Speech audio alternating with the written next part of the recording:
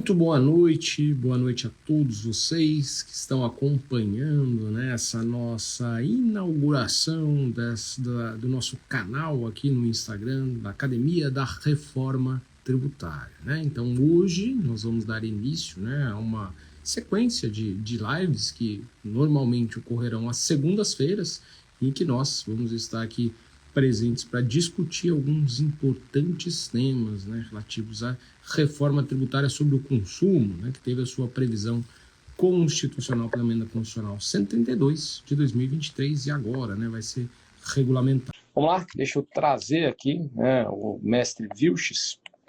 Boa noite aí a todos. Maravilha. Agora deu certo. Boa noite, né? Vamos dar boa noite aí inicialmente para quem está acompanhando ao vivo essa live, né, Vilches? Hoje a gente inaugura esse projeto, né? E já contar com a participação de alguns de vocês aí é muito importante. Faz tempo que a gente não aparece por aqui, né? E hoje a gente está aqui por um motivo especial, certo, mestre? Exatamente.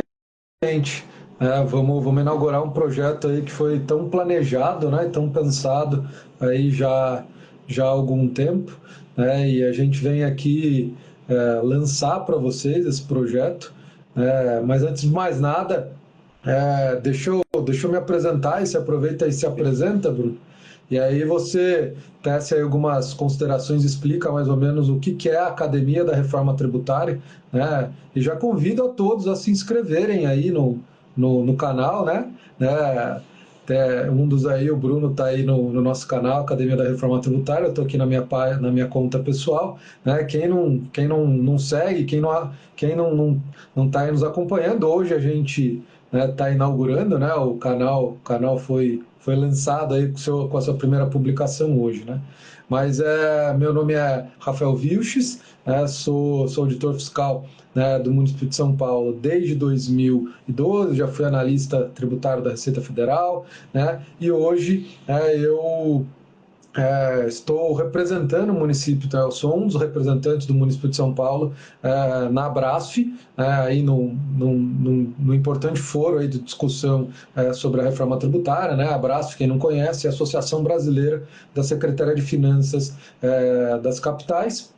E aí eu participo lá do GT7, que discute tanto o ISS e agora aí, o IBS. Né? E também passei a integrar recentemente, né, o GT20 lá no Núcleo de Estudos Fiscais, AGV, que discute o comitê gestor aí do IBS.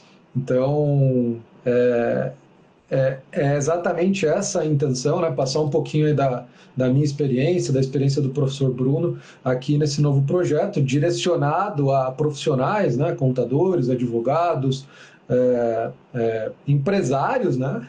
Que serão grandes afetados aí também, quem trabalha no setor público, auditor, procurador, de qualquer das esferas, né? Não importa se é municipal, federal, estadual, né? Aqui a reforma tributária é única, né? E afeta aí todas as administrações tributárias. E aí passo a palavra para o grande mestre, parceiro aqui no projeto, né, cofundador aí da Academia da Reforma Tributária, né, o professor Bruno Langoni, para ele se apresentar e já engatilhar e explicar um pouquinho aí sobre o projeto da Academia da Reforma Tributária.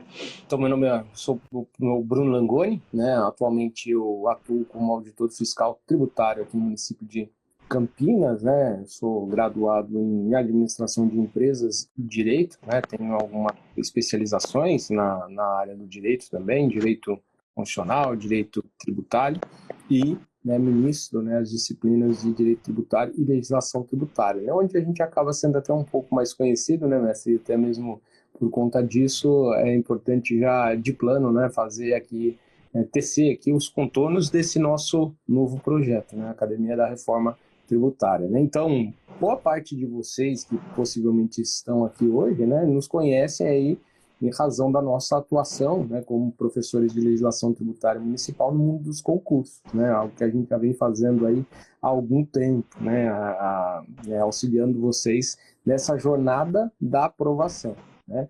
Mas o projeto da Academia da Reforma Tributária, é claro, né, ele tem a sua importância para todo mundo que estuda, né, o direito tributário, seja para concursos públicos, né, quando as provas vão exigir, né, o conhecimento da parte constitucional da reforma, e com certeza também quando esses projetos, né, de lei complementar já tiverem sido aprovados. Mas o projeto da Academia da Reforma Tributária, a rigor, ele se destina a profissionais que já atuam na área, né? Então, é o advogado, né, que luta ali na área tributária, é o contador, né, que vai ter inúmeras novas, né, atribuições em razão da modificação da sistemática de tributação sobre o consumo, o próprio auditor fiscal, né, eventualmente o colega que estudou com a gente, agora já aprovado como auditor fiscal, vai precisar conhecer, né, essa nova sistemática de tributação sobre o consumo, que altera sobremaneira, né, a forma como as autoridades fiscais encaram, né, e lidam com a temática do seu próprio dia a dia, né, tendo em vista que no período de transição, né, nós vamos conviver com esse caos, né, tributário, né, em que nós teremos aí dois regimes convivendo, né, de forma harmônica, mas é extremamente importante, né, que todos vocês se atualizem, né, para saber exatamente como, né, vão ser, como são as novas regras e como essa realidade se aplica, né, no campo mais prático, né, o procurador também, né, seja ele federal, estadual ou municipal, tendo em vista que essa reforma afeta, né, todos os entes da federação. Então, esse é o contexto em que ele se dá. E aqui na Academia da Reforma Tributária, a ideia, né, nossa ideia, inclusive refletida no nosso próprio logo, né, que apresenta, né, o nome Academia da Reforma Tributária, é criar uma verdadeira comunidade, né, uma comunidade que está de fato empenhada, né, em conhecer, né, todos os contornos legais e a forma, né, a aplicação prática desses novos instrumentos normativos na sua atuação, né, seja ela no campo público ou mesmo na área privada. Então, criar aqui uma rede de pessoas dedicadas ao estudo da reforma tributária e que tem aí a necessidade, por força da sua atuação profissional, de dominar todas esses novos regramentos, né, a respeito dessa reforma tributária sobre o consumo, que já há anos, né, é discutida, mas agora, né, ela já está aí materializada, pelo menos no plano constitucional, e em breve, né, teremos aí já, de fato, os instrumentos normativos, né, que instituem e regulam, né, esses novos tributos que vão passar a incidir sobre o consumo. Bruno, você falou da logo, né? De criar um ambiente de estudo, né? Uma comunidade aí para a gente realmente estudar de forma cooperativa sobre a reforma tributária, trazendo convidados aqui para discutir, fazendo lives. Já antecipo que já reservem toda segunda-feira às 20 horas, eu, o professor Bruno, ou eu e algum convidado, ou o professor Bruno e algum convidado, né? A gente vem conversar um pouquinho, né, sobre algum tema aí, sobre a reforma tributária, segunda-feira, né, às 20 horas, aqui no canal da Academia da Reforma Tributária. E aí a questão da logo é importante, né? Entender o significado, né? Esse símbolo aí que a gente está utilizando como logo, né, da Academia da Reforma Tributária, né, é um símbolo que a gente quer transmitir a questão da cooperação, né? Tanto uma cooperação dentro de uma comunidade de pessoas que se propõem a estudar a reforma tributária, né, um ambiente cooperativo em que a gente pode ter advogados, procuradores, auditores, contadores, né, ali se unindo para entender, estudar e se capacitar sobre a reforma tributária, como também ela transmite um dos pilares, né, um dos princípios que foram incluídos aí pela Emenda Constitucional 132, que é o princípio da cooperação, né, e eu sempre reforço isso, né, sem um espírito cooperativo entre as administrações tributárias, a administração tributária e os próprios contribuintes, realmente essa reforma tributária não para do pé. Eu gosto de falar que o símbolo do comitê gestor do IBS, que a gente vai conversar aqui em diversas oportunidades, é o símbolo de cooperação, né, entre estados e municípios. Né? E o Comitê Gestor e a Administração Tributária Federal, Administração Fazendária Federal, realmente, né, vão ter que atuar de forma cooperativa, porque então nada disso que se propõe com a reforma tributária, né, ela vai funcionar. Né? E eu quero já aproveitar aqui, né, na nossa live inaugural, anunciar que a gente vai fazer um evento, né, do dia 30 de setembro, então já reserva aí na agenda de vocês, do dia 30 de setembro ao dia 9 de outubro, né, um ciclo de palestras, né, um ciclo exclusivo de palestras, totalmente gratuito, online, né, e já convido, né, vocês para se inscreverem, né, na bio da Academia da conta da Academia da Tributação, tem o link aí para vocês se inscreverem, se inscrevam aí nesse evento, um evento totalmente gratuito online, né, em que a gente convidou grandes especialistas para conversar com vocês sobre os principais pontos aí da reforma tributária. Serão 8 lives. Né? Eu e o professor Bruno, a gente vai fazer algumas, mas a gente trouxe convidados. Por exemplo, né, o professor Alberto Macedo, né, conhecido aí de todos, o meu colega, auditor fiscal aqui do município de São Paulo, hoje assessor especial do secretário municipal de Fazenda, ele já foi presidente do nosso Conselho Municipal de Tributos, já foi subsecretário da Receita Municipal, é mestre, doutor em Direito Tributário, mas o principal, né, o principal que é que realmente o capacita como grande autoridade sobre o assunto, é que ele participa ativamente, né, das discussões no âmbito da reforma tributária. Está lá em Brasília, eu falo que quase ele vive em Brasília, né? Então ele sabe dos bastidores, né? Ele participou ali, né, do PAT-RTC, né? Se acostumem com essa sigla, PAT-RTC, Programa de Assessoramento Técnico para a Regulamentação da reforma tributária. A gente vai voltar a falar um pouquinho dele. Então ele participou lá no GT18, né, que discutiu o comitê gestor. Então ele participou da gestação, né, desses projetos de lei complementar que estão aí em curso.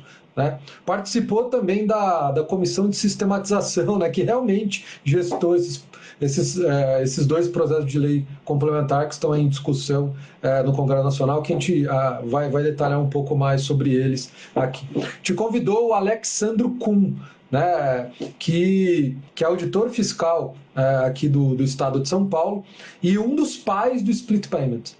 Né? Ele com o Rodrigo Frota, Ângelos De Angelis, que são auditores fiscais estaduais, né, idealizaram inicialmente esse mecanismo do split payment. Né? Então ele vai estar em uma das nossas palestras, né, tratando sobre não cumulatividade e split payment. Né? E outro grande convidado, um cara que conhece muito o processo administrativo, né, que é um colega, né, um amigo, Alfredo Vasconcelos. Ele é auditor fiscal do município de Belo Horizonte, ele atua no Conselho Administrativo lá de Recursos Tributários, e participou, né, do PAT-RTC no GT de contencioso administrativo. Então ele sabe de todo o bastidor ali envolvendo essa temática. Então ele vai conversar um pouquinho com a gente em uma das palestras aí nesse ciclo sobre o contencioso administrativo aí do IBS, como que ele se estrutura, né, os tipos de recurso, né, como que vai acontecer isso no âmbito aí do comitê gestor do IBS. Então já convido, né, reservem essa data aí, né, para vocês participarem desse evento. Esse ciclo de palestras que vão acontecer do dia 30 de setembro a dia 9 de outubro. Serão 8 palestras, 8 verdadeiras aulas ao vivo que vão acontecer, né, no nosso canal da Academia da Reforma Tributária no YouTube. Né? Mas primeiro se inscrevam, é super simples, pessoal. Tem o link lá na bio da Academia da Reforma Tributária, é só colocar seu nome, né, seu melhor e-mail, seu número de WhatsApp, né, que você vai estar lá inscrito e vai poder participar dessas 8 grandes palestras sobre temas importantes aí da reforma tributária. E aí, Bruno, eu acho que é importante, né? Agora a gente adentrar no tema mesmo da nossa live de hoje, né? Que é traçar um panorama geral aí sobre a regulamentação da reforma, né? Em que pé está, como que aconteceu, em linhas gerais. Mas acho que é importante a gente contextualizar, né? Contextualizar aí por que está sendo feita essa regulamentação da reforma, né? O que foi feito no nosso texto constitucional. Acho que essa contextualização inicial acho que é importante. Vou tentar ser breve aqui, né? Porque o tema reforma tributária ele é sempre um tema palpitante, né? Então, se deixar, a gente fica aqui, né, conversando aqui com vocês, né, a noite toda. Mas os objetivos, inclusive, dessas nossas lives aqui são encontros um pouco mais curtos, né? Essa live de hoje, ele é um pouco mais como o próprio nome dela já nos oferece, ela tem o objetivo de conferir ali um panorama geral, né? Uma ideia geral de onde deriva toda essa discussão, como ela está atualmente e o que a gente deve esperar, né? Já nas próximas lives a gente vai tentar ser um pouco mais específico, trazendo temas um pouco mais pontuais aqui sobre o tema. Agora, um panorama um pouco mais geral, né? Tudo isso, né, teve ali como origem a emenda constitucional 132 de 2023, né, que é a reforma tributária no seu plano constitucional. É que, embora cunhada de reforma tributária sobre o consumo, né, ela trouxe ali também outros pontos muito importantes, né? A gente que costuma estar mais habituado aí a lidar com o mundo dos concursos, né? Quando a gente olha para aquilo tudo ali, a gente já vê algumas questões certas de prova, né? E elas já foram, inclusive, abordadas no curso que nós temos, né, para concursos públicos sobre o tema. Mas para quem atua na área, né, onde tivemos ali alterações muito importantes no plano constitucional, prevendo, por exemplo, né, a criação de novos tributos que vão recair, né, sobre o consumo esse que atualmente tem uma estrutura extremamente fragmentada, né, com 5 tributos incidindo sobre bases distintas, com regramentos completamente distintos entre si, causando uma grande insegurança jurídica.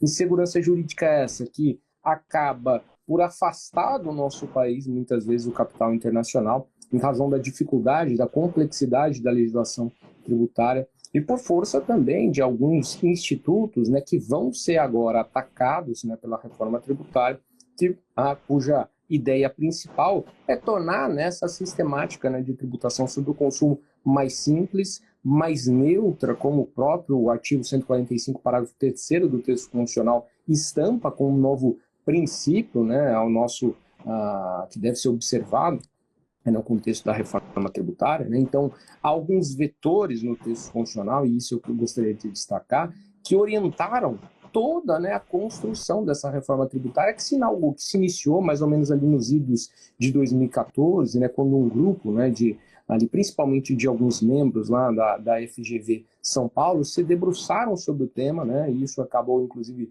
resultando na criação do Centro de Cidadania Fiscal, o CECIF, né, do qual temos ali dois grandes expoentes, né, que se destacaram, né, e acabaram assumindo um protagonismo nessa reforma, né, que é o Bernardo Api, né, que hoje ele é o secretário especial lá da reforma tributária, da CERT, e o Eurico Santi, né, que é um professor da FGV, né, um expoente aí na área do direito tributário, e que capitanearam, né, essas modificações promovidas e que, em linhas gerais, trouxeram o quê? Uma substituição, né, do ICMS e do ISS, certamente dois dos principais tributos sobre o consumo, extinção essa que vai se dar só em 2033, mas até lá, né, nós teremos aí o convívio, né, desses dois regimes, principalmente, né, com a criação agora do nosso IVA dual, né, que também é chamado por alguns de IVA tupiniquim, né, composto ali por IBS, né, então é o imposto de competência compartilhada de estados, Distrito Federal e municípios,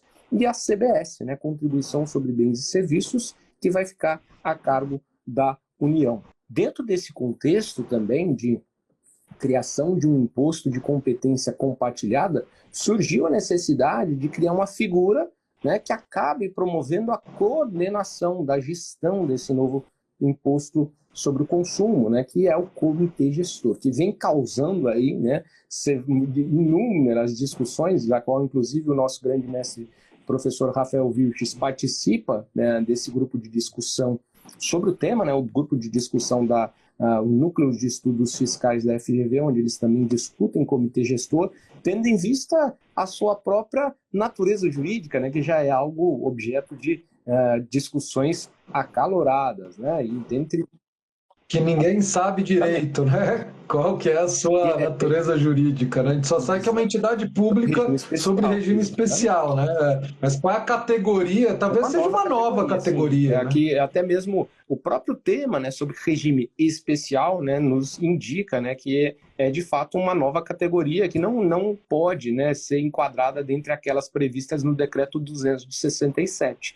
Então, é uma nova categoria, né? Então veja aí, só aí, né, já fica patente, né, a amplitude e envergadura da reforma diante da qual nós estamos, né? E trouxe alguns outros temas também que acabam tangenciando, né, a matéria tributária, mas não dizem respeito propriamente à tributação sobre o consumo. Tratou sobre o TCMD internacional, inclusive conferindo, né, no texto positivo, né, no texto constitucional, a possibilidade de adoção da progressividade do ITCMD, que embora isso não se trate de uma grande novidade, né, já que o STF já havia reconhecido essa possibilidade, mas agora, né, inclusive essa foi uma nota característica dessa reforma tributária, que é a incorporação, né, da jurisprudência ao texto positivo, né, algo bastante interessante que se fez nessa reforma tributária. Não me lembro de outra emenda constitucional que tratou a matéria, tratou a jurisprudência tributária com tanto rigor. Né? Tratou também sobre IPVA, inclusive prevendo ali novas possibilidades de modificação de alíquota, né? Até mesmo nas hipóteses daqueles veículos que acabem causando, né, maior dano ambiental. Tratou, né, para quem atua em âmbito municipalista, né, criou uma nova figura de COSIP, né, que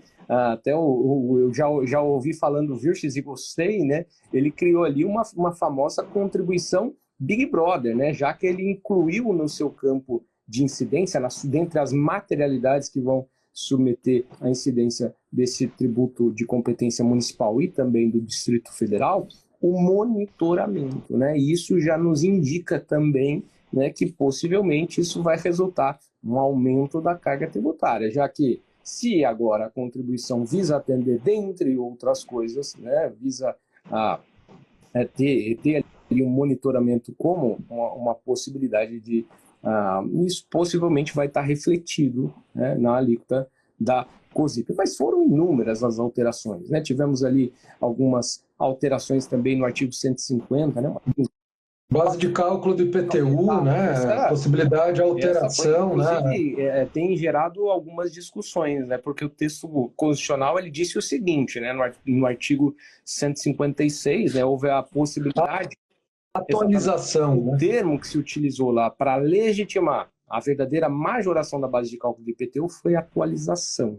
Só que aí a gente precisa fazer uma interpretação, principalmente no sentido de compreender que o texto constitucional não possui dispositivos inúteis, né? Porque a atualização da base de cálculo do IPTU, né, ela sempre foi possível de ser realizada por decreto, quando nós interpretamos a atualização à luz do que normalmente o termo costuma aparecer por aí, né, que é aquela atualização nos limites dos índices oficiais de inflação, como a súmula 160 do STJ já possibilitava.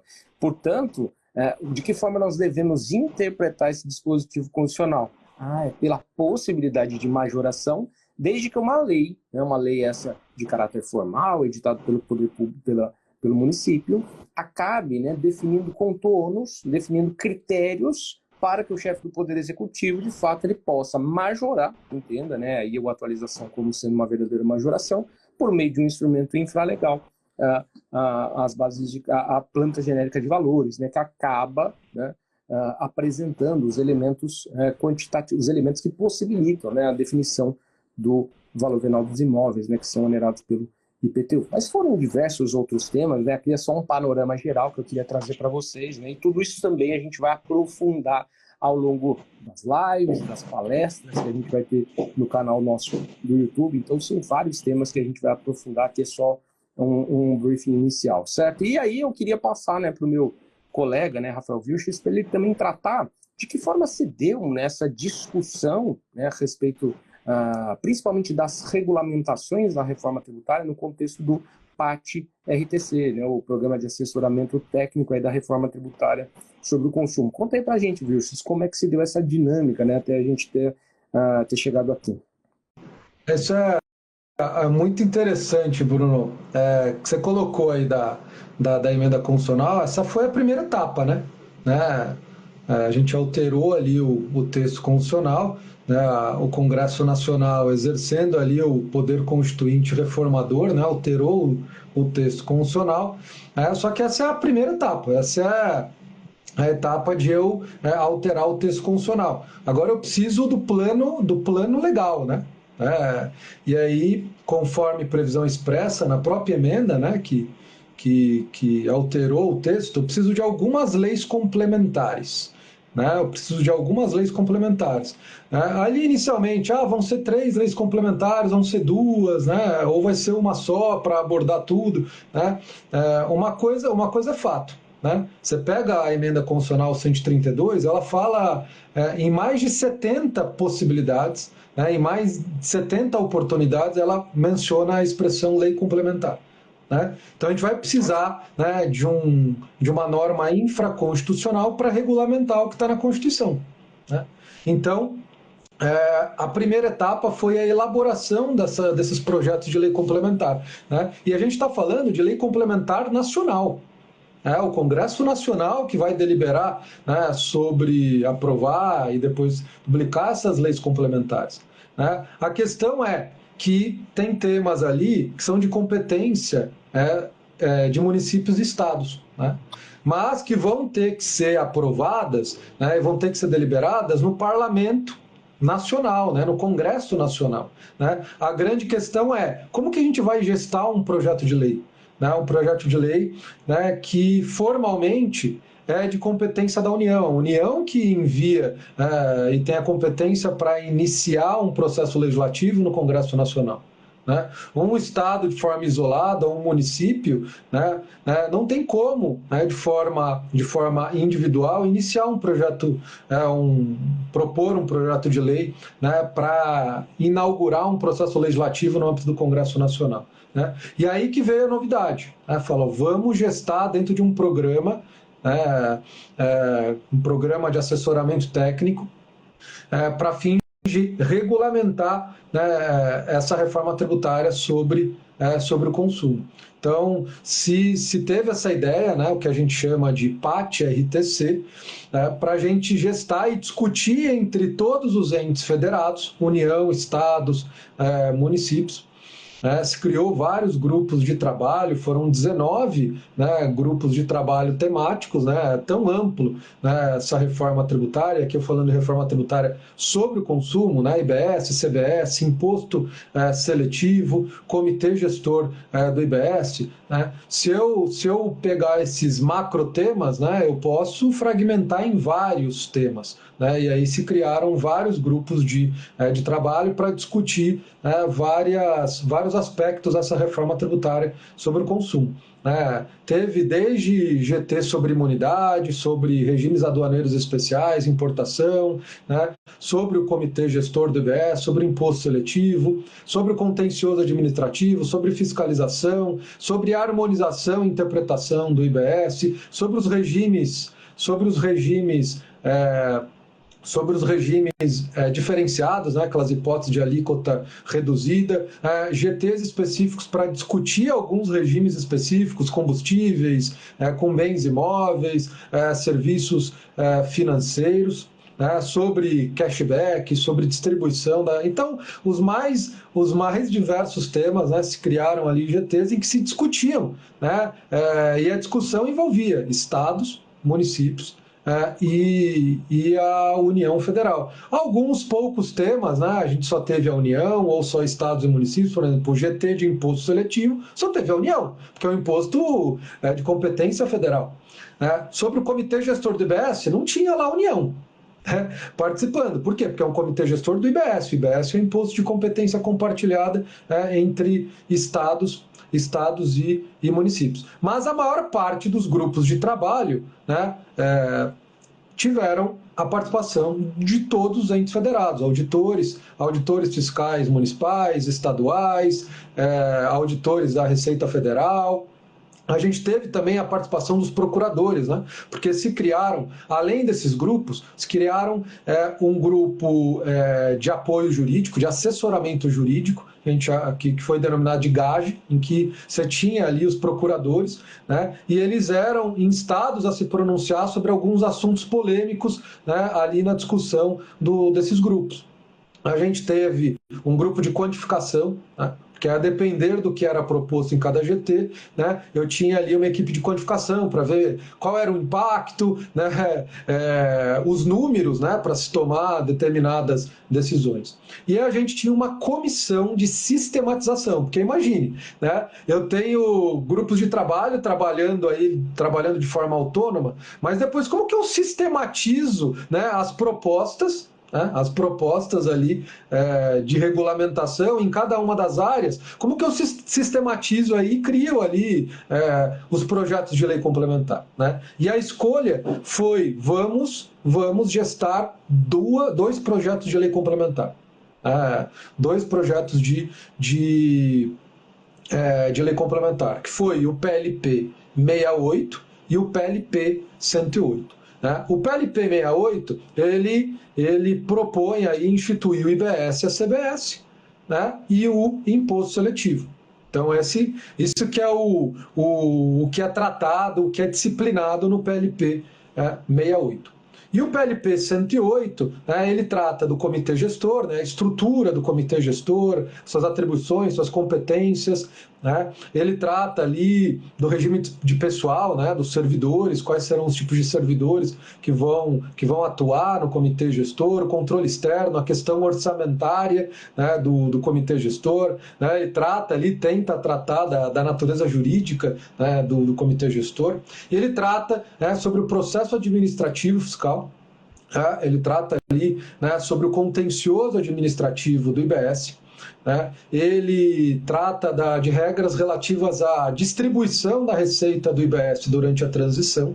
Né? Esse é um assunto importante que preocupa muito os entes federados. E aí eles tratam de outros temas, né, de TCMD, né? Então ele propõe ali traçar normas gerais referentes ao ITCMD, porque a gente não tem isso até hoje. Né? O que a gente tem é alguns dispositivos lá no CTN que trata de um imposto que não é do ITCMD, que não é o ITCMD nem o ITBI. O que a gente faz é um aproveitamento, meio que uma filtragem, aproveita o que dá. E algumas alterações referentes ao ITBI, né? Momento do fato gerador, né? Base de cálculo ali referente ao ITBI. Né? Então, esse programa, né, de assessoramento técnico, para mim, foi o primeiro exercício, né, de cooperação entre os entes federados. Então, meio que foi um balão de ensaio, né, foi um aprendizado tremendo. Eu tive a oportunidade de estar com o Alberto Macedo, né, que ele foi um dos titulares representando os municípios no GT18, que discutiu o comitê gestor do IBS. Né, eu participei de algumas reuniões com ele como ouvinte e relator. Né? E realmente não eram fáceis as discussões, eram temas bastante áridos. Realmente, às vezes, tinha discussões, mas discussões de ideias. Né? Óbvio, discussões bastante acaloradas em alguns determinados temas, né? Mas, obviamente, se chegou ali na maior parte das vezes em um consenso, né? E, obviamente, isso se encontra refletido aí nos projetos de lei. Né? Então, esse PAT-RTC, né, esse Programa de Assessoramento Técnico para a Regulamentação da Reforma Tributária, foi o primeiro exercício de cooperação federativa. A gente vai ter que ter outros. Né? Inclusive, está se criando um novo PAT-RTC para a próxima fase. Né? Para a próxima fase, depois das leis complementares aprovadas, a gente vai precisar editar o regulamento, né? o plano infralegal. Né? E a gente vai ter outras etapas, sistema, né? A gente vai ter que discutir questões mais operacionais, procedimentais, né? Mas por enquanto a gente está na etapa, né, saiu da etapa constitucional, a gente está agora na etapa da gestação, da criação das leis complementares. Né? E seria interessante, Bruno, você comentar um pouquinho e detalhar um pouquinho, óbvio, porque é uma imensidão, é um mar de coisas, né, que a gente vai aos poucos tratando, explorando, estudando aqui na Academia da Reforma Tributária. Queria que você comentasse um pouquinho, né, sobre o PLP 68, em que estágio que ele está, em que pé que está, ele já virou lei complementar ou é projeto de lei ainda? Falar um pouquinho aí Esse do PLP 68. 68, galera, que com certeza a gente vai falar muito, né, sobre ele por aqui, né? A gente provavelmente vamos precisar aí praticamente de um ano, né, para esgotarmos, né, com os detalhes todos que a gente pretende trazer aqui nas nossas lives, né, nas nossas aulas e palestras também que vocês vão encontrar lá no canal do YouTube, né, da Academia da Reforma Tributária. Mas aqui a gente tem uma modificação, né, a regulamentação no plano já legal, né, e também, né, principalmente a instituição, né, do imposto sobre bens e serviços e também da contribuição sobre bens e serviços e do imposto seletivo, né? Então, veja que aqui, né, nós temos uma lei complementar editada, né, pela União, mas criando, né, verdadeiros novos tributos que vão recair sobre o consumo, né? Dentre eles, né, acho que ganha relevo, né, o imposto sobre bens e serviços, né, é de competência compartilhada, né, dos estados, distritos federais e municípios, e aqui, né, estão presentes uma série de novidades, né? Claro que eu também não vou tratar de todas elas aqui, vou só relacionar para vocês alguns elementos, né, que a gente vai sobre os quais nós vamos nos debruçar nos nossos próximos encontros aqui. De cara, né, nos primeiros dispositivos do PLP 68, que antes de mais nada, né, não foi ainda aprovado, né, ele foi aprovado na Câmara, né, encaminhado para o Senado para lá tramitar em regime de urgência, onde se fala, né, por hora, né, tendo em vista a importância do tema, né, e a complexidade da matéria, já se fala em tentativa de derrubada da urgência, né, por conta dos próprios efeitos dessa urgência que podem resultar, inclusive, no trancamento da pauta, né? Então, a matéria hoje ela se encontra no Senado Federal, onde se espera, né, que haja a leitura, né, em plenário do recebimento do projeto para que, então, né, de fato, se analise se esse regime de urgência vai continuar ou não. Mas fato é, a matéria já foi aprovada pela Câmara, né, e, tendo em vista o rito, né, que se espera, né, deve ser aprovada pelo Senado, até para que, de fato, a gente possa falar, né, em a edição, né, e, de fato, produção de efeitos, né, dessa lei. Então, por hora, né, a matéria está com o Senado Federal, espera-se, né, que ela seja ainda, pelo menos, iniciadas as discussões, né, instalados ali alguns grupos de trabalho que vão discutir sobre ela, né, ainda em agosto, mas aí a gente já está chegando no final do mês e ainda não tivemos movimentação no Senado da matéria. Mas só tratando aí, de forma um pouco mais geral sobre alguns temas, né, que o PLP 68 versa, né, ali ele já fala nos seus dispositivos iniciais, né, de um dos vetores também previstos no texto constitucional, qual seja o princípio da neutralidade, né, que ele visa orientar, né, e principalmente visa afastar, e é isso que é uma das premissas aqui dessa reforma tributária, que é evitar, né, que as decisões econômicas sejam pautadas em critérios de natureza tributária. Ou seja, imagine então uma empresa que viria a se estabelecer aqui no município de Campinas, mas por conta de um incentivo fiscal que ela obteve no estado do Mato Grosso, ela decide, né, por uma questão, ela pauta a instalação da sua empresa lá no estado do Mato Grosso por conta de um incentivo tributário que para ela faria mais sentido, né, economicamente. E isso acaba, né, de plano, agora com o advento da reforma tributária, por conta desse princípio que norteou a elaboração da reforma, mas principalmente por um dos principais critérios, né, que promove essa alteração no contexto da reforma tributária, que é o critério do destino, ou seja, toda aquela sistemática de tributação na origem, né, quando a gente conversava a respeito de ISS e falava, né, da regra geral de tributação, né, que nos orientava, né, a estabelecer que era competente para exigir o imposto, o município onde se encontrava o estabelecimento prestador acaba, né, com o IBS, né, que passa a ser devido no local onde ocorre o consumo. E aí já trago à tona também alguns artigos ali que tratam sobre o tema lá no PLP 68, né, o artigo 10, né, que vai tratar, em linhas gerais, sobre a definição, né, sobre o critério material de incidência, e o artigo 11, né, que trata do local da operação. A gente vai conversar muito ainda a respeito disso. Mas tem outros, né, diversos aspectos, né, extremamente importantes nesse PLP também. Dentre eles, alguma novidade, né, que no nosso ciclo de palestras vai ser não só abordado, mas abordado por um especialista que participou da concepção, né, que é o split payment, né, que é aquela ideia, né, de que o IVA, ele já é um tributo que incide por fora, né, ou seja, diferentemente dos nossos atuais tributos sobre o consumo, né, que possuem aquela nociva característica do cálculo por dentro, né, então ele já vai ser destacado, né, eu sei que aqui o valor da minha operação ele é 100, tá, como é que eu apuro, né, o IVA dual, né, IBS e a CBS? É simples, né? Eu pego ali a alíquota é essa, né, que no contexto do IBS são duas, né, já que eu tenho a alíquota fixada pelo ente estadual,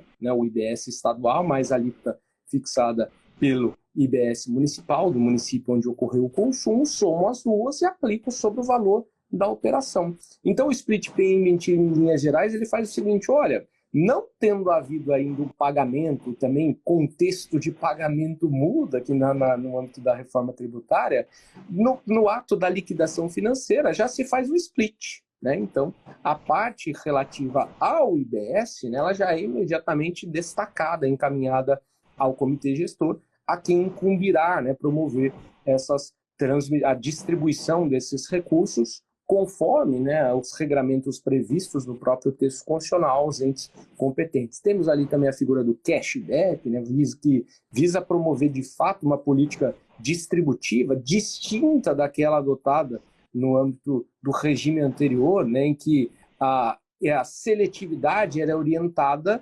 única e exclusivamente com base, né, no tipo de produto, né? Vamos ver aí então o que é mais, qual tipo de produto agora fugiu o termo, né? Mas ela se com base na essencialidade, né? Então, o que é ou não essencial? A quem incumbe, né? A quem compete a definição daquilo que é essencial ou não, né? Isso acabava resultando, né, em um sem número de alíquotas, né, que acabavam gravando os mais diversos tributos, e o objetivo em si, que era de distribuir renda, né, visando gravar com o menor ônus tributário aquelas famílias de baixa renda, não eram, né, era um objetivo não atingido, né, por força da aplicação da seletividade em razão da essencialidade. Surge, então, uma figura que tem como objetivo, de fato, concretizar, materializar aquilo que a seletividade com base na essencialidade não fazia, que é o cashback, né, que vai ser aplicado ali àquelas famílias cujos que tenham ali uma renda de até meio salário mínimo por integrante, hipótese em que eles vão poder recuperar de parcela do IBS e da CBS que vier incidir sobre as operações, né, que eles venham a praticar, e vão poder recuperar de parcela do IBS e da CBS, né, no mínimo 20%, embora isso possa ser ainda definido pelos entes, né, mas é um instrumento que tem como objetivo, de fato, melhorar, né, a capacidade aí das pessoas com baixa renda. Mas ainda tem uma série de outras alterações que ainda não me ocorreram, né, regulamentação dos regimes específicos, né, enfim, tem uma série de coisas, né, que esse PLP 68, que se encontra agora no Senado, que ele, uma vez aprovado, vai promover de modificações na sistemática de tributação sobre o consumo. E sobre o PLP 108, viu, X? Esse eu sei que você está estudando a exaustão, né? Me conta aí, né? Como é que vai ficar, né, a fiscalização, né? Quer dizer que agora quem vai fazer fiscalização é a União, né? Ou não, né? As autonomias ainda foi mantida das administrações tributárias. Como é que isso vai permanecer, ou pelo menos como a gente imagina que isso vai ocorrer no contexto do comitê gestor, viu? Então vamos lá. Então o Bruno falou do PLP 68, né, que tá no Senado, já foi aprovado na Câmara, está no Senado, né, está agora sendo discutido na CAI, né, na Comissão de Assuntos Econômicos, né, tem lá um plano já de trabalho, inclusive já está rolando algumas audiências públicas, né, estou falando do PLP 68, eles têm lá um plano, né, de trabalho, de ter audiências públicas até o final de outubro, e a ideia é votar depois das eleições, né? Levar para o plenário, né, soltar o relatório final, né, no âmbito da comissão. O relator é o Eduardo Braga, que também vai ser o relator, né, do PLP 108, né, quando ele chegar no Senado. Né? E só um número, né, estava hoje falando com o Alberto, conversando com o Alberto, a gente está tendo um evento aqui interno na Secretaria Municipal da Fazenda que eu estou coordenando, é um mini curso sobre comitê gestor. Né? E aí, obviamente, antes de a gente começar a falar e conversar sobre o tema comitê gestor, né, o Alberto me atualizou, né, que o PLP 68 no Senado já foram propostas 1.090 emendas. Né? Então, realmente, só aí você já vê a extensão, né? A extensão dos efeitos, né, de um projeto de lei dessa magnitude que visa aí a instituir, né, o IBS, CBS e o Imposto Seletivo. Agora o PLP 108, né, que é outro PLP que foi gestado lá no âmbito do PAT-RTC. Então, enquanto o PLP 68 ele é mais direito material, né, trata da criação, né, de novos tributos, o PLP 108 ele é mais de, óbvio, na sua maior parte, mais de direito processual, né? A parte mais procedimental da reforma tributária. Né? Ele cria um dos entes que tem como objetivo operacionalizar a competência compartilhada do IBS entre estados e municípios, que é o comitê gestor do IBS. Então, ele define a estrutura, né, do comitê gestor, fala lá do conselho superior, do conselho deliberativo do comitê gestor, que vão ter lá 54 membros, 27 dos estados e 27 dos municípios. Ele fala da estrutura, né, dos órgãos de natureza executiva do comitê gestor. Então, ele fala lá da diretoria executiva, que é a que vai realmente colocar a mão na massa, né, e exercer as atribuições mesmo do comitê gestor, né, atribuições executivas. Então, vai ter lá uma diretoria de fiscalização, diretoria de arrecadação e cobrança, diretoria de tributação, diretoria de informações econômico-fiscais, né, vai ter lá uma diretoria de TI, né, porque um dos pontos importantíssimos, né, para fazer parar de pé essa reforma tributária é o pilar tecnologia. Então vai ter lá uma diretoria de tecnologia, diretoria de tesouraria, diretoria administrativa, né, diretoria de revisão do crédito, onde vai estar todo contencioso, né? E esse é um outro assunto importante tratado no PLP 108, né? A estrutura, né, do contencioso administrativo, quem que vão ser os órgãos de julgamento, né, as espécies recursais, o mecanismo de harmonização,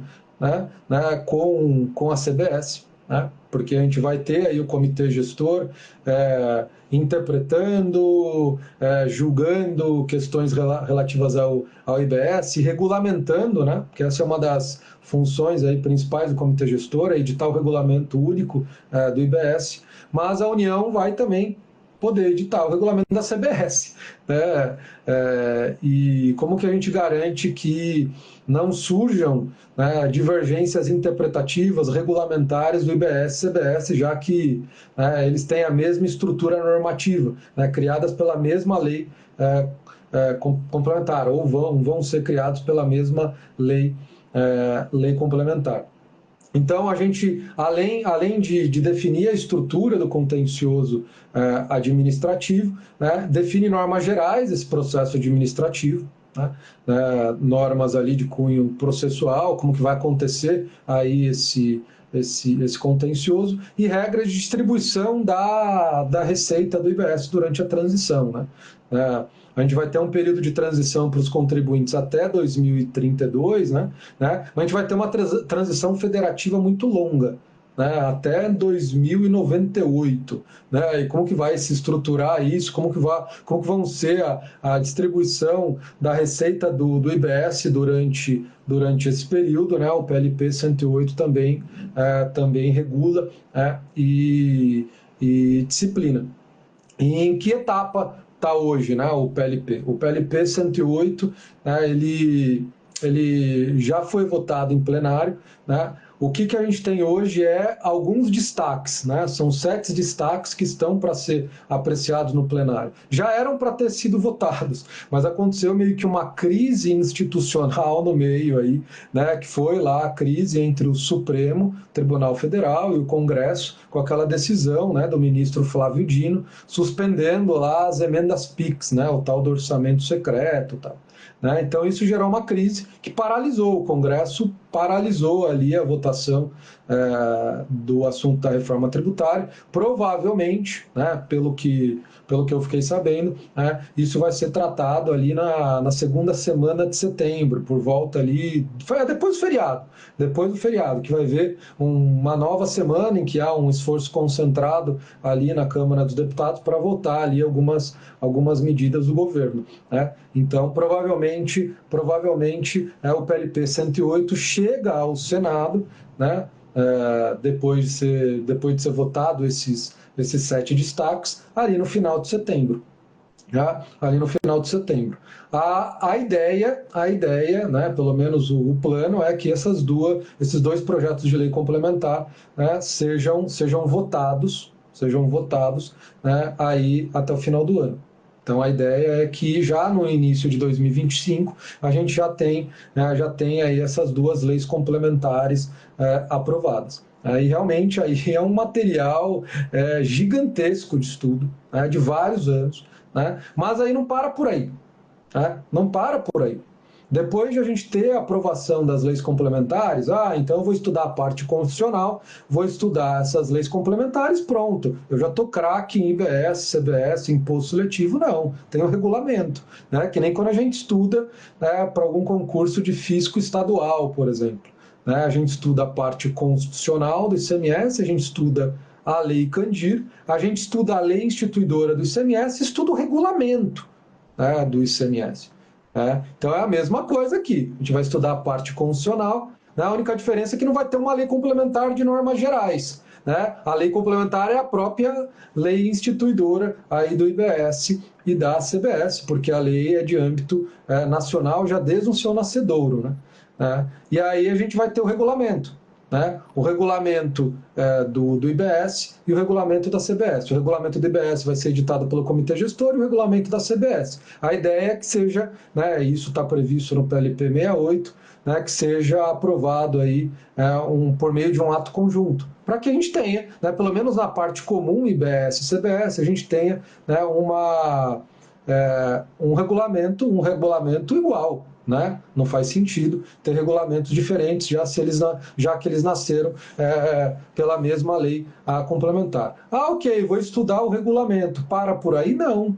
Né? Você que é profissional, vocês vão ter que estudar as resoluções, acompanhar, né, as soluções de consulta no âmbito do Comitê Gestor e na Receita Federal sobre a temática. Né? Então, diferentemente de quem estuda para concurso, que meio que para no regulamento, né, vão ter outras resoluções editadas pelo Comitê Gestor, eventuais instruções normativas, né, publicadas pela Receita Federal, soluções de consulta, né, e acompanhar súmulas editadas no âmbito do Comitê Gestor para uniformizar temáticas referentes ao IBS.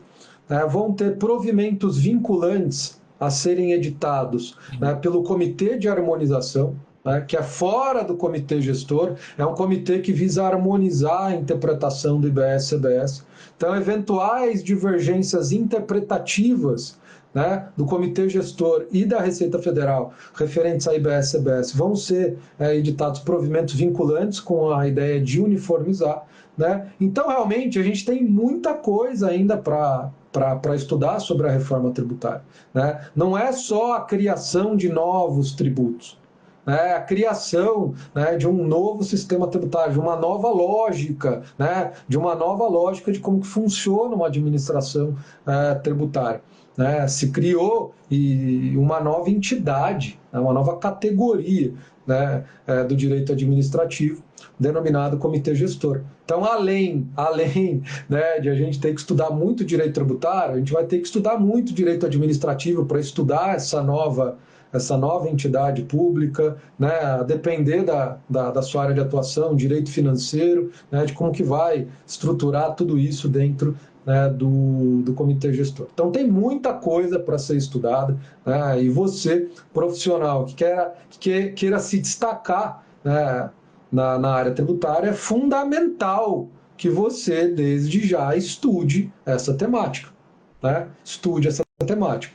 Inclusive, semana que vem, já trazendo aí um spoiler, né, do que a gente vai conversar, eu acho que é um importante tema para a gente conversar, eu já estou dando spoiler do tema da live da semana que vem, né, e essa é uma pergunta que eu recebo, né, de muitos colegas aqui na secretaria. Vale a pena eu já estudar a reforma tributária ou eu preciso esperar aí a aprovação das leis complementares? Né? Então, a gente vai conversar um pouquinho sobre isso na semana que vem, né? Se eu já tenho que começar a estudar, né? Como que eu estudo, como que eu faço tudo isso, né?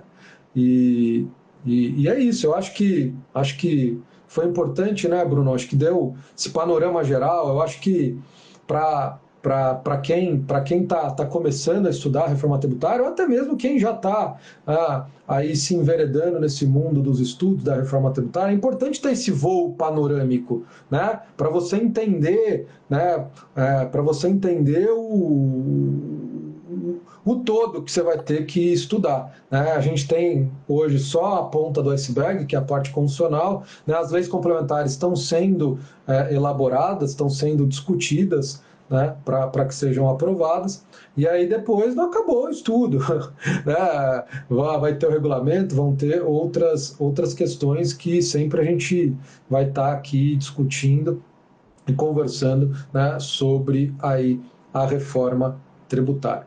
Então, suas considerações finais aí, Bruno, seus comentários finais, depois aí eu comento um pouquinho sobre o que o Matheus Reis colocou aí da fiscalização. Os finais são no sentido de pedir para que vocês, né, que atuam na área, são interessados no tema reforma tributária, né, um tema que se ele é importante para você na sua atuação profissional, meu recado é para você se inscrever nesse link, né, que está aqui na nossa bio, né, então depois da live, né, vai lá, clica no link que está na nossa bio, se inscreva nesse nosso ciclo de palestra que vai acontecer de 30 de setembro até o dia 8, né, Vilches? Até o dia 8. É 9 de outubro. 9 de 30 de setembro a 9 de outubro, né, vão acontecer 8 palestras, né, em que vão ser conduzidas por profissionais aqui que se debruçaram sobre o tema reforma tributária durante todo esse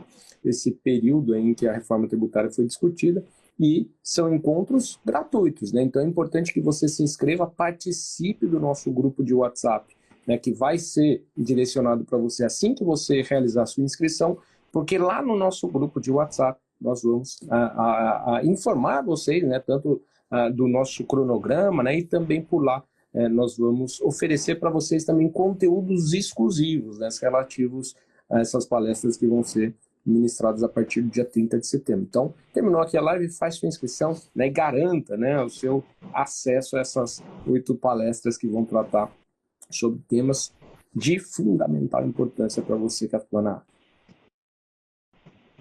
Então é isso. É isso mesmo, aproveite aí, porque realmente vai ser um ciclo de palestras fantástico, né? A gente preparou aí com todo carinho. Se inscreva, é totalmente gratuito, online, né? E vai acontecer lá no nosso canal, da Academia da Reforma Tributária.